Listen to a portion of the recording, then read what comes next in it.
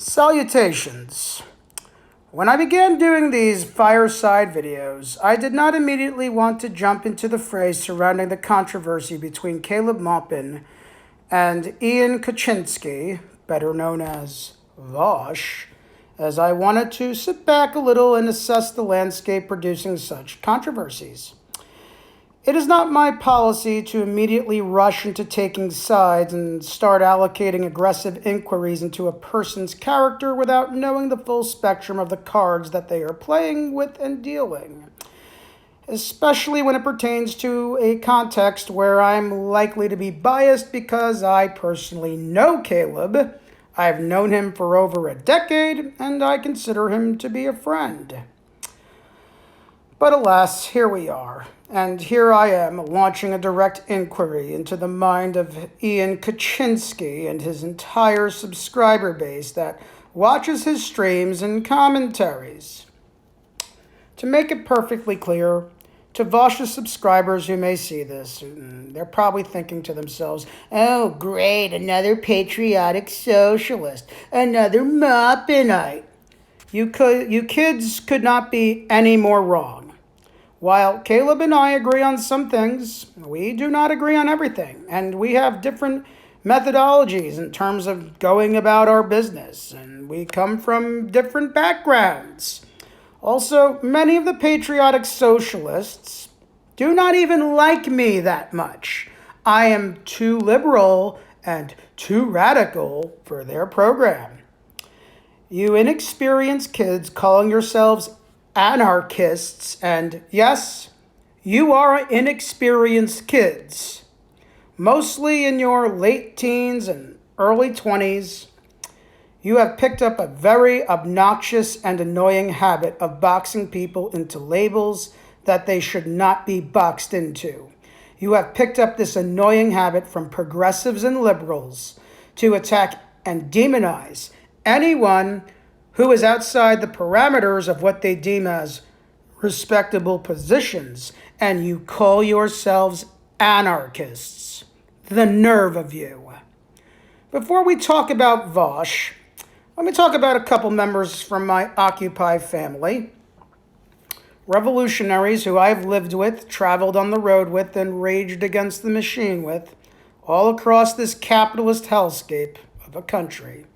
Family of mine who were and still are legitimate anarchists. First person I want to talk about is Kitty. Anyone from the New York City scene would know who Kitty was.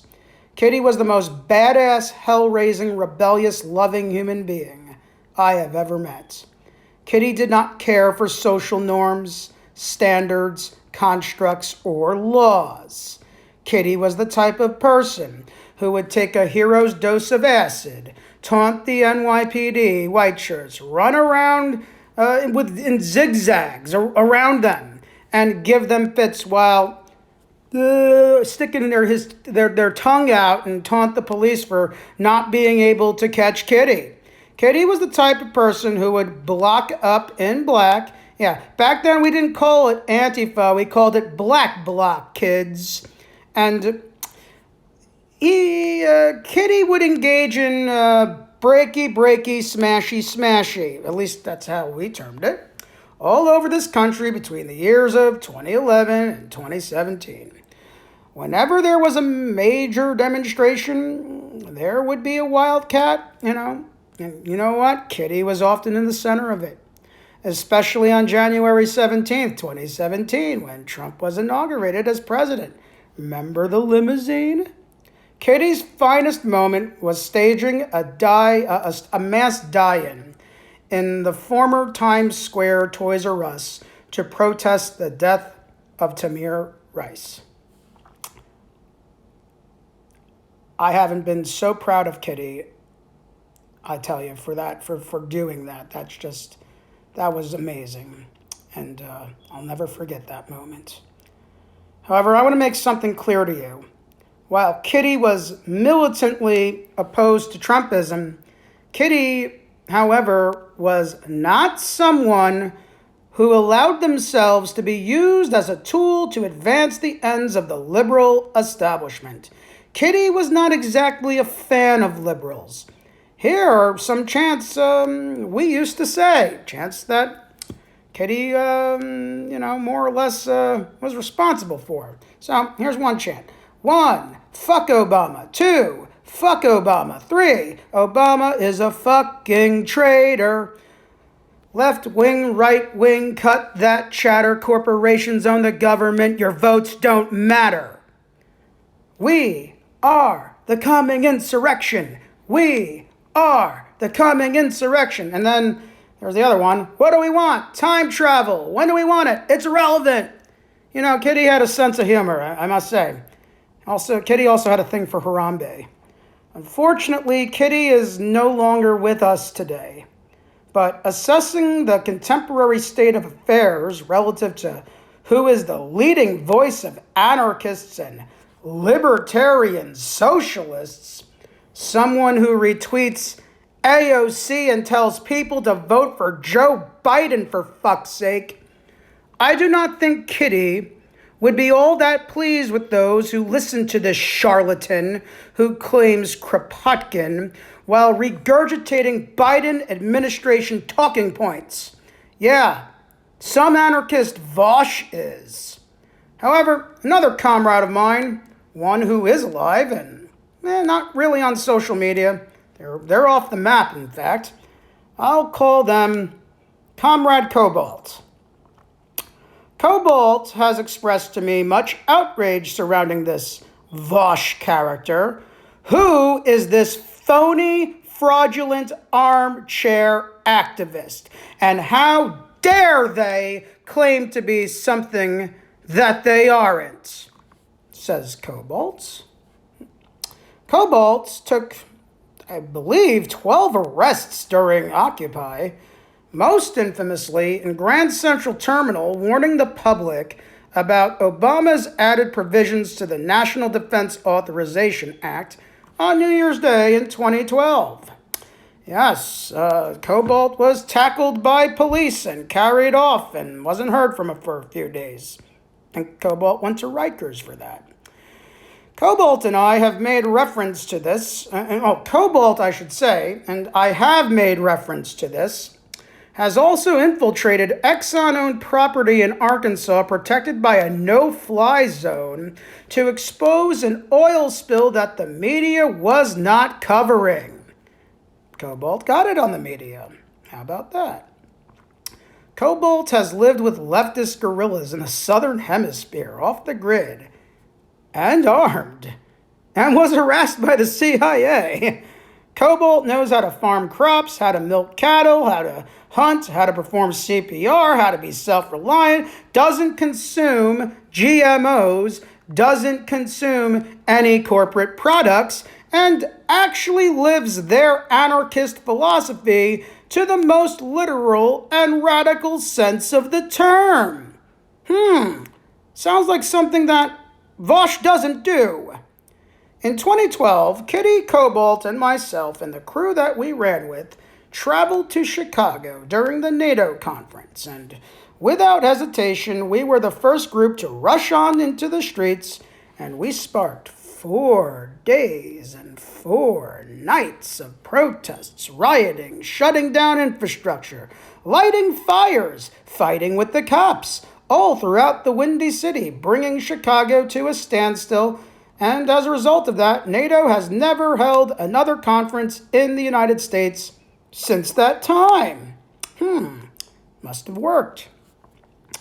Yeah, I remember that one march that was I think it was 15 hours long. It went until 4 o'clock in the morning. That was insane. Kids, that's what anarchists are supposed to do. They're supposed to fight the political binary, and that means they fight Biden in the same sense that they fight Trump. They're also supposed to disengage from the system, not, be an accomplice to it. They're supposed to be against U.S. foreign policy, or in other terms, they don't allow themselves to be propagandized by the U.S. State Department to willingly ship themselves over to Syria or Ukraine and die there for free. Fuck is wrong with you kids? They don't allow themselves to be the useful idiots of the Democratic Party to fight who the Democrats call fascists, considering that the Democrats perpetuate Bush's domestic policies that retain the apparatus and power structure of the mass surveillance state, the NSA, the Department of Homeland Security, and willingly collaborate with Wall Street to silence and suppress any form of dissent online or in real life. But have the nerve to label the opposition as fascist when they practice fascism with intersectional characteristics. At least the anarchists that I rolled with 10 years ago were smart enough to see through that bullshit. You kids aren't. Which takes me back to Vaush.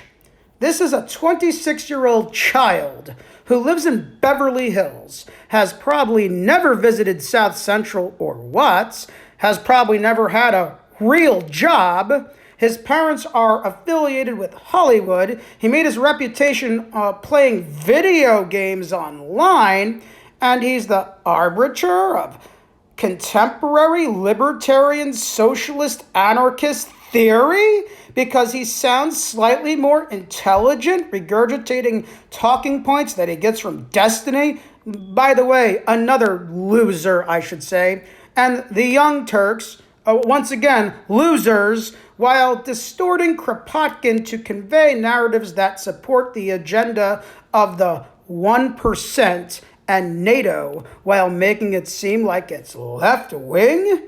But, while Vaush may not be a straight activist, but he raised $250,000 for a charity dedicated to Palestinian refugees. Oh, isn't that nice? He raises $250,000 for a nonprofit that probably stashed that capital away into an offshore bank account with the rest of the corrupt charities that do the same thing, so they don't have to pay tax on that capital raised for a good cause. Right? Good going, kids. I hate to break it to you, but I'm going to. Vaush is not left-wing. You are being bamboozled by this charlatan who, if he was a talking head 20 years ago, he would be advocating for the United States invasion of Iraq on the premise that Saddam Hussein is a fascist and the people of Iraq need to be liberated from the Hitler of Baghdad. Oh, that's right. Sean Hannity said the same exact thing. You kids weren't alive to remember that. Just like how Sean Hannity has also condemned China for being an evil, totalitarian, communist country. Oh, am I seeing a pattern here? Because Vaush says the same thing. Why is a so-called leftist regurgitating the foreign policy stances of a neoconservative hack like Sean Hannity? Why is a so-called leftist defending the actions and positions of NATO, but making such appear to be for humanitarian interventions that anti-fascist anarchists must sign up for, go overseas, and die for, when history has revealed time in and time out, over and over again, that these humanitarian interventions are used as a means to install Western-friendly puppet governments that allow for American-based multinational corporations to seize and monopolize natural resources and then drive these nations into further poverty. Oh, did you forget about that? Yeah.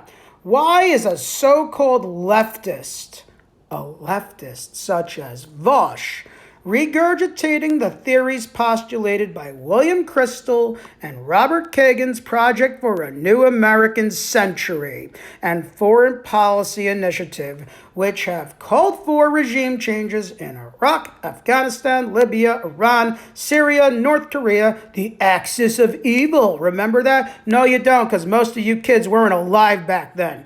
And for a military buildup to contain Russia and China so they don't threaten the superpower status of the United States. It sounds like Bushism, but with intersectional characteristics. Appearances can be deceiving, and you are being deceived. Vaush is not a leftist. Vaush is a neoconservative masquerading as a radical liberal and is being propped up by the State Department to mislead well-meaning young people into embracing horrible policies that have and continue to destabilize the geopolitical landscape for the benefit of Wall Street and the military-industrial complex. Vaush represents everything that is contrary to what my comrades, anarchists and socialists, living and dead, risked our lives and collectively took hundreds of arrests to fight 10 years ago. Vaush is a spokesman for the 1% and is an enemy of anti-imperialism and is an enemy to the 99% who he has absolutely nothing in common with. In closing, I suggest you discontinue listening to this charlatan. He is a self-interested fraud just like Tim Pool. And don't get me started about Tim, because I knew him and I knew the people. In fact, I still talk to those people who he lived with when he was living in Williamsburg during Occupy Wall Street 10 years ago. Yeah, I know some things about Tim, folks. Yeah, things that you don't know about him, okay? You don't have to be a fan of Caleb, but at least Caleb has remained ideologically consistent for the past decade, whether, he's paid by Russia today or not. He's always going to be an anti-imperialist and a communist, okay? But Vaush will always speak on behalf of other people's money because that's all he's in it for. Nothing else. That is all. This is Comrade Pella, signing out.